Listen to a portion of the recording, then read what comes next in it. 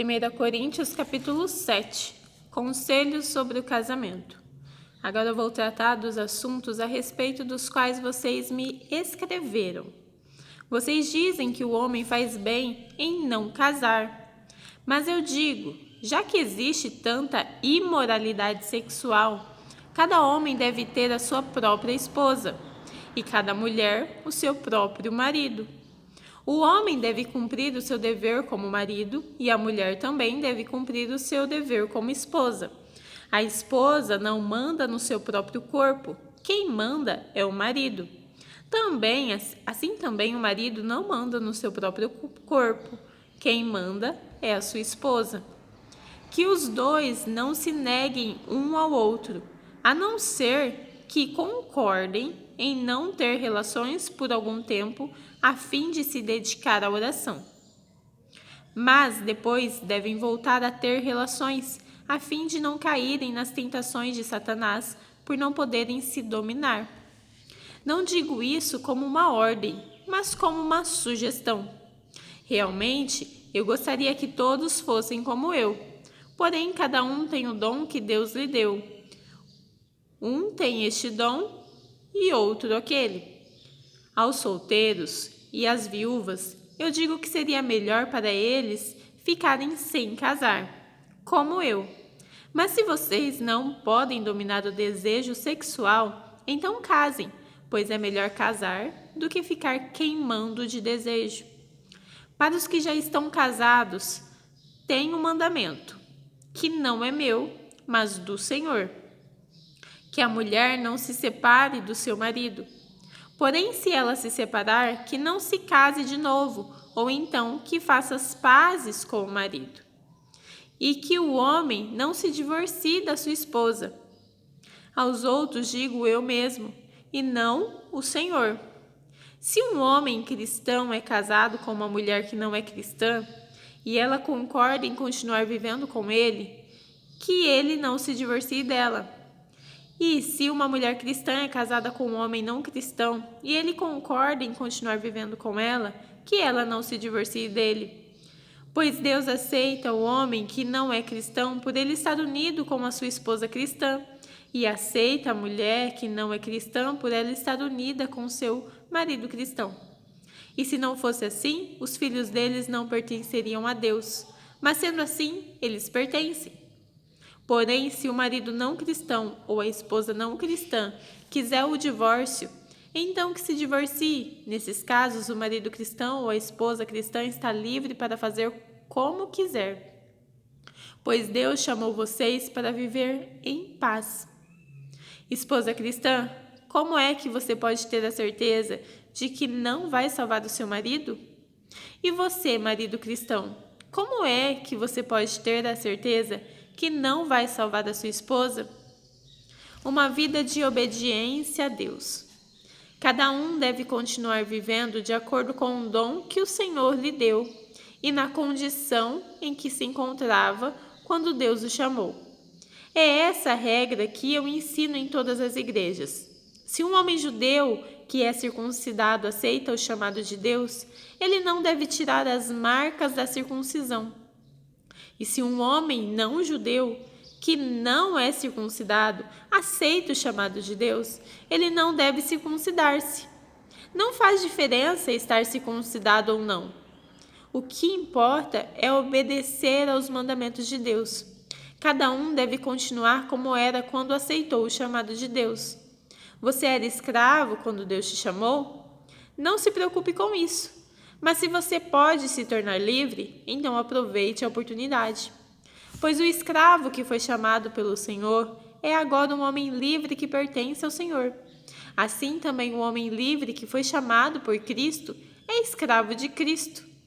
Deus comprou vocês por um preço. Portanto, não se tornem escravos de seres humanos. Irmãos, cada um deve continuar na presença de Deus, assim como era quando Deus o chamou. Conselhos para pessoas solteiras e para viúvas. Para os solteiros eu não tenho nenhum mandamento do Senhor, porém dou a minha opinião, como uma pessoa que pela misericórdia do Senhor merece confiança. Por causa dos tempos difíceis em que vivemos, eu penso que é melhor para o homem ficar como está. Você tem esposa? Então não procure se separar dela. Você é solteiro? Então não procure esposa. Porém, se você casar, não está cometendo pecado.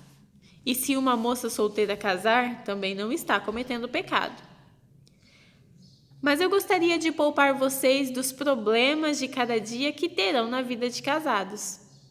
Irmãos, o que eu quero dizer é isso. Não nos resta muito tempo e daqui em diante os casados devem viver como se não tivessem casado. Os que choram, como se não estivessem chorando. Os que estão rindo, como se não estivessem rindo. Os que compram, como se não fosse deles aquilo que compraram. Os que tratam das coisas deste mundo como se não estivessem ocupados com elas.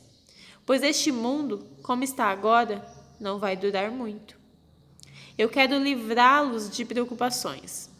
O solteiro se interessa pelas coisas do Senhor porque quer agradá-lo. Mas o homem casado se interessa pelas coisas deste mundo porque quer agradar a esposa. E, por isso, é puxado para duas direções diferentes. Quanto às mulheres, tanto as viúvas quanto as solteiras, elas então estão interessadas nas coisas do Senhor, porque querem se dedicar de corpo e alma a Ele. Mas a mulher casada se interessa pelas coisas deste mundo porque quer agradar o marido. Eu estou dizendo isso porque quero ajudá-los. Não estou querendo obrigar ninguém a nada. Pelo contrário, quero que façam o que é direito e certo e que se entreguem ao serviço do Senhor com toda a dedicação.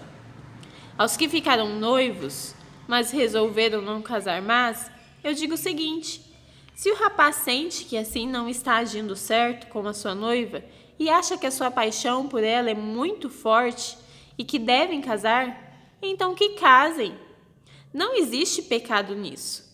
Mas se pelo contrário o rapaz não se sente na obrigação de casar, se está mesmo resolvido a ficar solteiro e se é capaz de dominar a sua vontade e já resolveu o que deve fazer, então faz bem em não casar com a moça. Assim, quem casa faz bem, mas quem não casa faz melhor ainda. A mulher não está livre enquanto seu marido estiver vivo. Caso o marido morra, ela fica livre para casar com quem quiser, contanto que case com um cristão. Porém, ela será mais feliz se ficar como está. Essa é a minha opinião, e eu acho que também tem o Espírito de Deus. Os alimentos oferecidos aos ídolos, capítulo 8. Agora vou tratar do problema dos alimentos oferecidos aos ídolos.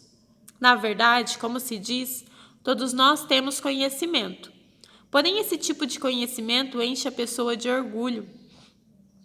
Mas o amor nos faz progredir na fé. A pessoa que pensa que sabe alguma coisa ainda não tem a sabedoria que precisa.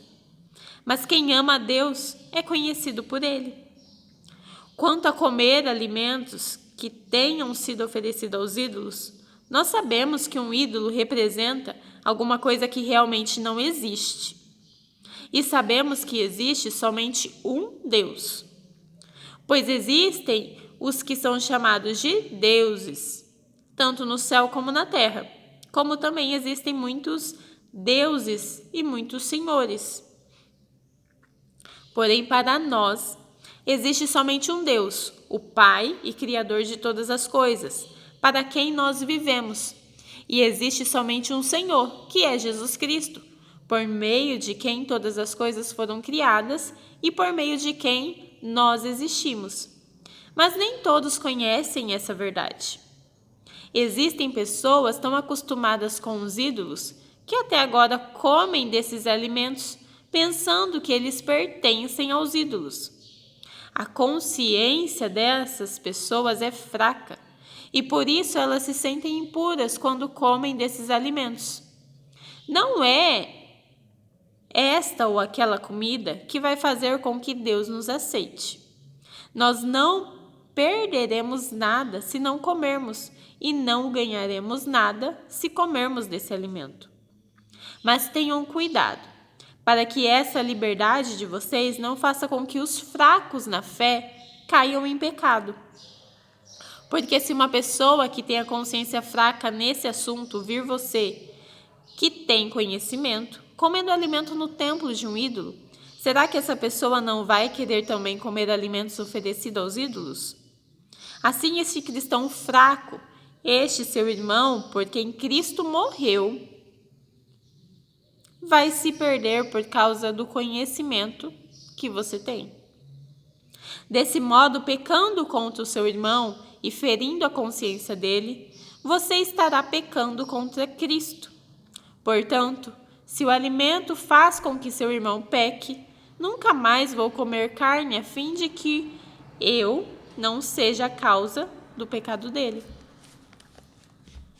Direitos e deveres de um apóstolo, capítulo 9. Será que eu não sou homem livre? Por acaso não sou um apóstolo? Será que eu não vi Jesus, o nosso Senhor? Por acaso vocês não são o resultado do trabalho que faço para o Senhor? Mesmo que outros não me aceitem como apóstolos, vocês me aceitam. Vocês mesmos, pelo fato de estarem unidos com o Senhor, são a prova de que eu sou um apóstolo. Quando as pessoas me criticam, eu me defendo assim. Será que eu não tenho direito de receber comida e bebida pelo meu trabalho? Será que as minhas viagens eu não tenho direito de levar comigo uma esposa cristã, como fazem os outros apóstolos, os irmãos do Senhor Jesus e também Pedro? Ou será que Barnabé e eu somos os únicos que temos de trabalhar para nos sustentar? Quem já ouviu falar de algum soldado que pagou as suas próprias despesas no exército?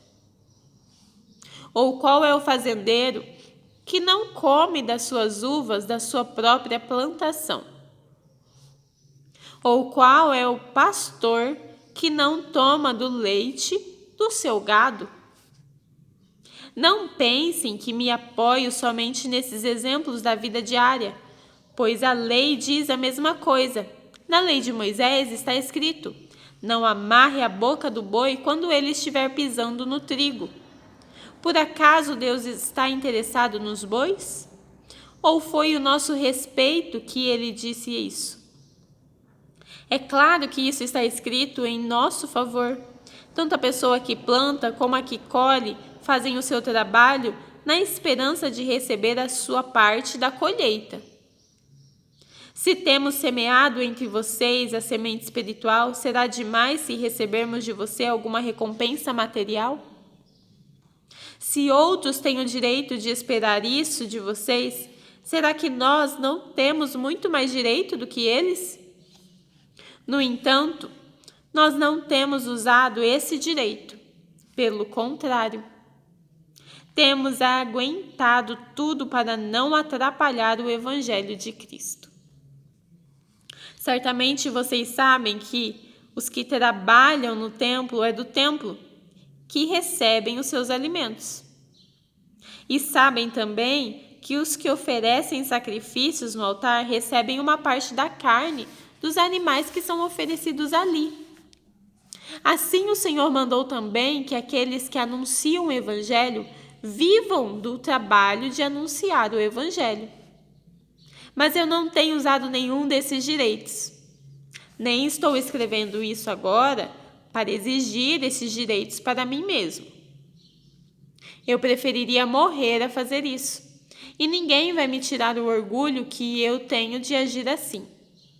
Eu não tenho direito de ficar orgulhoso por anunciar o Evangelho. Afinal de contas, fazer isso é a minha obrigação. Ai de mim se não anunciar o Evangelho. Por isso, se eu faço o meu trabalho por minha própria vontade, então posso esperar algum pagamento. Porém, se faço como um dever, é porque é um trabalho que Deus me deu para fazer. Nesse caso, qual é o pagamento que recebo? É a satisfação de anunciar o Evangelho sem cobrar nada e sem exigir os direitos que tenho como pregador do Evangelho. Sou um homem livre, não sou escravo de ninguém. Mas se me fiz escravo de todos a fim de ganhar para Cristo o maior número possível de pessoas, quando trabalho entre os judeus, vivo como judeu a fim de ganhá-los para Cristo. Não estou debaixo da lei de Moisés, mas quando trabalho entre os judeus, vivo como se estivesse debaixo dessa lei para ganhar os judeus para Cristo. Assim também, quando estou entre os não-judeus, vivo fora da lei de Moisés, a fim de ganhar os não-judeus para Cristo. Isso não quer dizer que eu não obedeço à lei de Deus, pois estou, de fato, debaixo da lei de Cristo. Quando estou entre os fracos na fé, eu me torno fraco também a fim de ganhá-los para Cristo. Assim eu me torno tudo para todos a fim de poder, de qualquer maneira possível, salvar alguns. Faço tudo por isso, por causa do Evangelho, a fim de tomar parte nas suas bênçãos. Vocês sabem que numa corrida, embora todos os corredores tomem parte, somente um ganha o prêmio. Portanto, corram de tal maneira que ganhem o prêmio. Todo atleta que está treinando aguenta exercícios duros porque quer receber uma coroa de folha de louro. Uma coroa que, aliás, não dura muito. Mas nós queremos receber uma coroa que dura para sempre. Por isso corro direto para a linha final. Também sou como um lutador de boxe que não perde nenhum golpe. Eu trato o meu corpo duramente e o obrigo a ser completamente controlado para que, depois de ter chamado outros para entrarem na luta, eu mesmo não venha a ser eliminado dela. Terminamos por hoje.